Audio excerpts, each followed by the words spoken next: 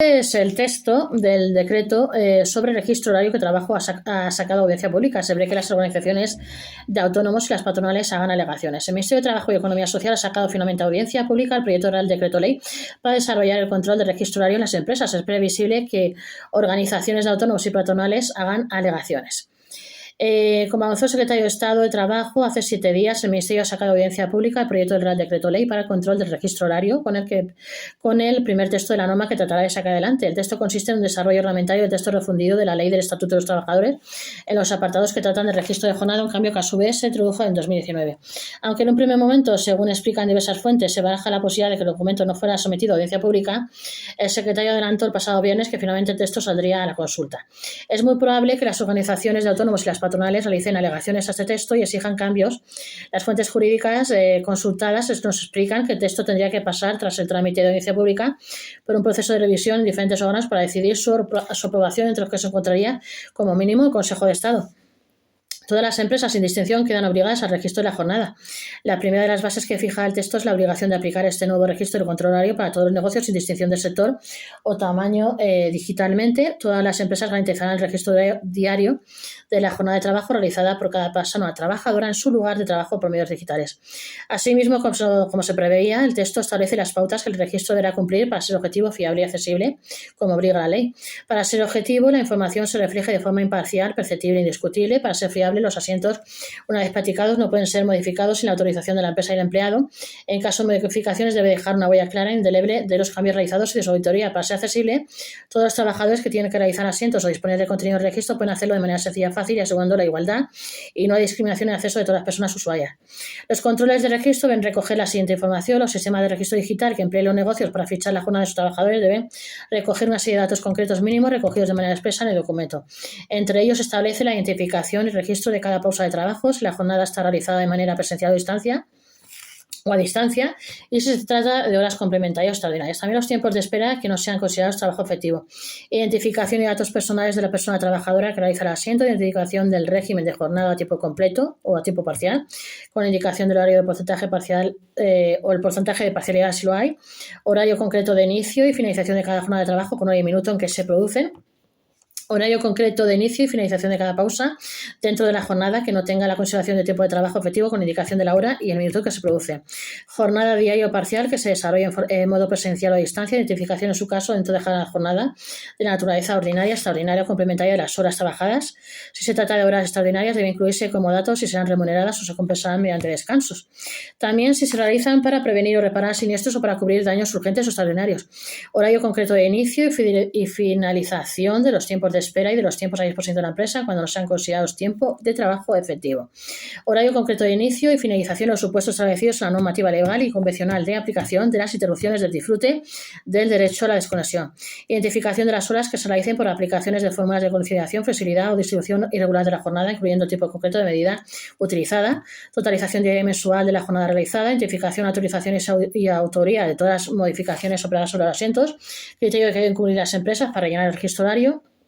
Otro de los aspectos principales que describe el texto es cómo deben rellenarse los asientos del registro horario entre las jornadas del trabajo. Como asiento tendrá que practicarlo de manera directa, inmediata, personal y libre la trabajadora al inicio de la jornada y finalizar cada situación de registro obligatorio. Las modificaciones de cualquier tipo que se realicen sobre los asientos ya declarados tendrán que contar con la autorización tanto del negocio como del empleado.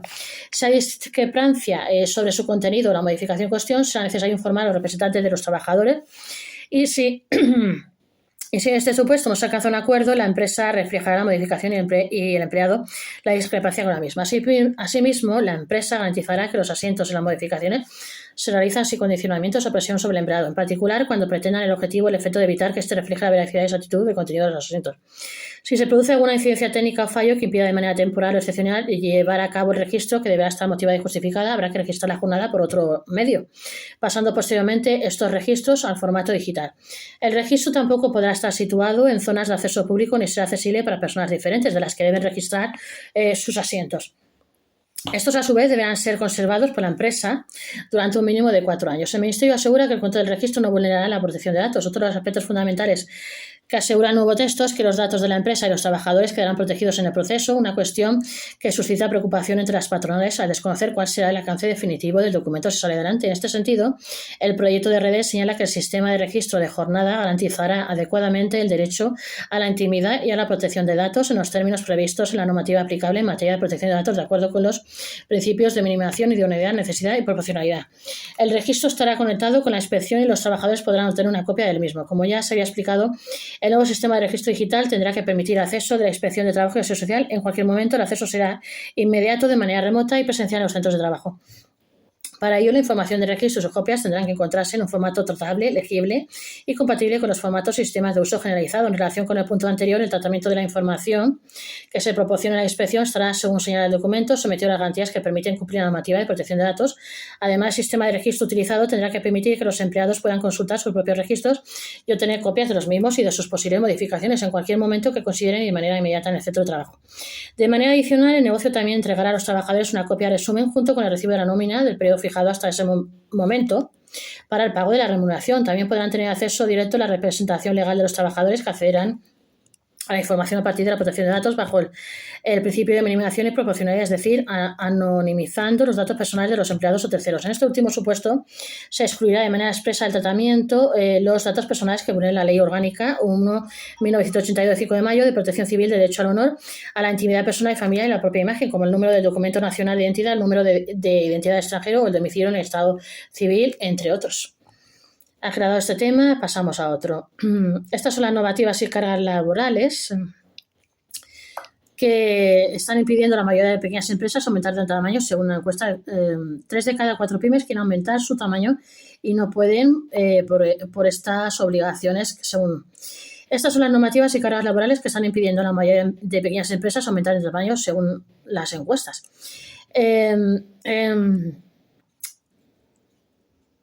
Se presentaron este jueves en el informe PYME 2025 un estudio elaborado para ambas entidades para hacer una radiografía de las pequeñas y medianas empresas de nuestro país. El estudio elaborado a partir de una encuesta a directivos de 634 pymes españolas concluye, entre otras cosas, que las cargas laborales, los costes y las nuevas obligaciones son el principal factor que impide a los pequeños negocios dar el salto y convertirse en empresas de mayor tamaño. De hecho, según el estudio, casi un 75% de las pequeñas empresas están muy interesadas en seguir creciendo y aumentar de tamaño. El problema, como ya avanzamos y confirman las pymes es que hay más de una decena de obligaciones que impiden a la mayoría de negocios alcanzar la conocida como cifra mágica del empleado 50. Algo que ocurre también al sobrepasar el umbral de los 250 empleados, momento en que las empresas pasan de ser medianas a ser consideradas grandes compañías con todo lo que ello implica. Las exigencias que afrontan los empresarios en estos casos incluyen el cumplimiento de nuevas normas, como podría ser la obligación de implementar un plan de igualdad, y conlleva además un impacto económico muy significativo con nuevos desafíos a nivel de gestión y riesgos legales. 3 de cada 4 pymes quieren crecer, pero no pueden por las cargas y exigencias legales. Durante la presentación del informe se representa, como todos sabemos, las pymes representan el 99,8% de nuestro tejido empresarial y generan 6 de cada 10 empleos, por lo que el incremento de su tamaño y de su productividad no es ni puede ser solo un objetivo económico más, sino un imperativo clave, urgente, diría yo, para asegurar la competitividad y la estabilidad social de nuestro país en un contexto global incierto. Además, remarcamos que el informe de este año nos muestra claramente que la excesiva burocracia, fragmentación regulatoria y las dificultades de acceso a la financiación siguen actuando como unos pesados lastres. Según el propio Banco de España, cada incremento del 10% de nuevas regulaciones puede reducir un 0,5% del empleo en empresas de menos de 10 trabajadores. Si queremos que nuestras pymes puedan competir en igualdad de condiciones, necesitamos un marco más ágil, estable y orientado al crecimiento. A pesar de todas las trabas que existen para pasar del empleado 49 al 50, es decir, de pequeña a mediana empresa o del trabajo del 149 al 250 de mediana a gran compañía, lo cierto es que la mayoría de negocios sí quieren crecer, pero ven cargas y factores externos que se lo impiden. Como se puede ver en las imágenes, una escala del 1 al 10, el interés en aumentar su tamaño por parte de los negocios va del 7,41% microempresas al 7,6% de las pequeñas empresas. En cuanto a los sectores, el interés es muy similar, siendo las actividades de comercio las que más interesadas estarían en aumentar su tamaño. Trabas que ven las pymes para aumentar su tamaño. Una de las principales conclusiones del estudio es que las nuevas obligaciones laborales que asumirían las pymes al crecer o la presión fiscal son los principales motivos que les impiden aumentar el tamaño. Según el informe, las pymes se identifican como principales barreras para su crecimiento cumplimiento de las normativas laborales y cargas sociales, con una puntuación de 4,17 sobre 5, las obligaciones fiscales 4,10 sobre 5 y la burocracia y trámites 4,02. Entre los factores institucionales pesan el clima político institucional 3,73,5, las ayudas públicas a la inversión 3,68 por 5 y el sistema financiero 3,26 por 5. Las regulaciones medioambientales reciben 3,53 partido por 5 en promedio y suben en industria 3,86 partido por 5 y construcción 3,60 partido por 5.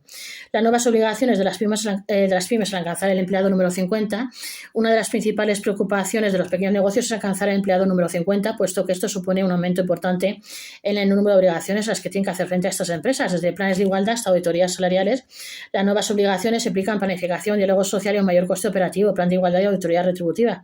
La Ley Orgánica 3/2007 y su desarrollo reglamentario 2020 obligan a las pymes a negociar un plan de igualdad con los representantes de los trabajadores o los sindicatos. Este documento requiere un diagnóstico previo y una auditoría salarial para garantizar la equidad entre mujeres y hombres, además de inscribirse en el registro oficial REJOM y establecer medidas concretas en materia de retribución, promoción, formación y conciliación.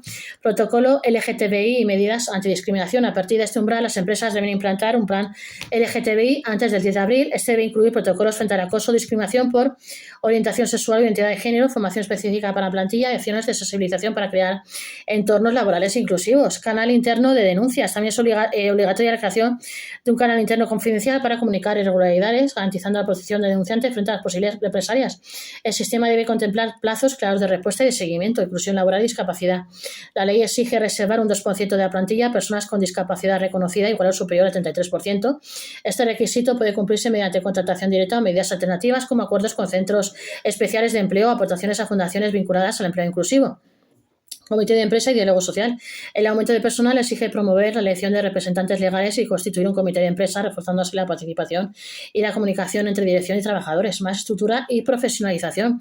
El crecimiento conlleva una gestión más compleja de recursos humanos. Las pymes deben incorporar perfiles especializados y asesoramiento jurídico laboral, además de adoptar su cultura corporativa para mantener la cohesión interna.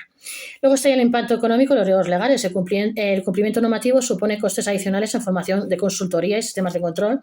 No hacerlo puede salir caro. Las sanciones por incumplimiento van desde 750 euros por infracciones leves hasta 225.018 euros por muy graves, además de posibles reclamaciones judiciales, pérdidas de contratos y daño reputacional.